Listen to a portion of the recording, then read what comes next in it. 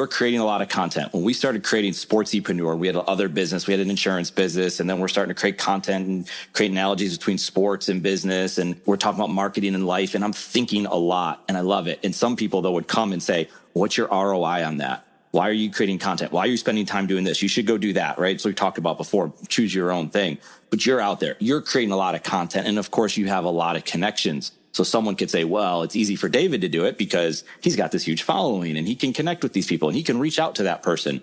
First of all, I want to talk about this real quick, is that ROI of content. When you go out there and give a speech, you're giving. I don't see any sense of your content that says, I'm going to have this conversation and it's going to lead to dollars in my pocket, which we already talked about money.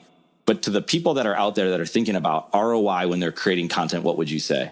Make room for what you want.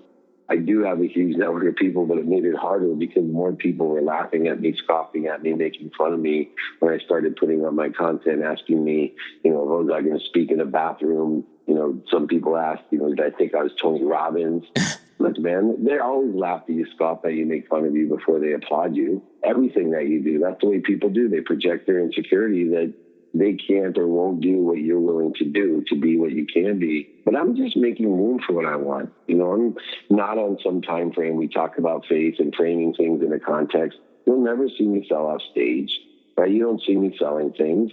But, when I give away my books and pay for shipping, somehow the universe has more people buying my books. I've never asked anyone to buy my books, but people will say, oh, no. I'll buy your book, or I'll send people 2 books and pay for shipping, and they give it to a friend, and then that friend has a class and will buy 100 books.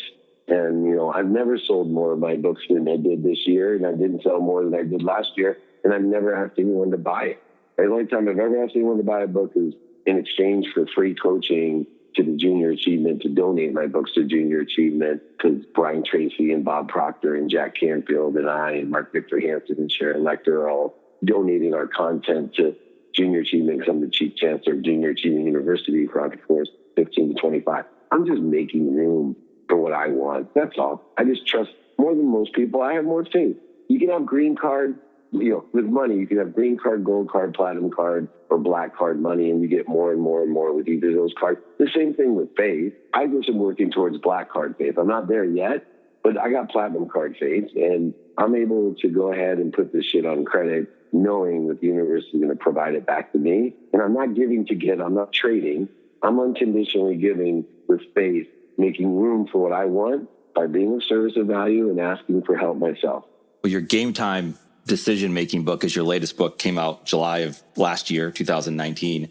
And I want to ask, if a person is considering, and they've done marketing at some level, and they were trying to make the decision if they should start creating content, whether it's writing a blog, start a podcast, create videos on social media, what have you, and it made sense to all the things, and they're aligned and they're on this path and they want to love the process, they want to love this thing that they're doing, would you encourage them, if it was the right thing, to create content? Everybody should create content, quality content that represents their frequency. They should be capturing as much of their own content, modifying it, amplifying it, and perpetuating, whether it's in person, on the phone, via email, or media, radio, print, TV, or social media. If you are not capturing, modifying, amplifying, perpetuating your content and practicing coming up with quality content that you can consistently put up in those places, you're making a big mistake, because the opportunities that exist to impact more people with that content will never be as great as they are today.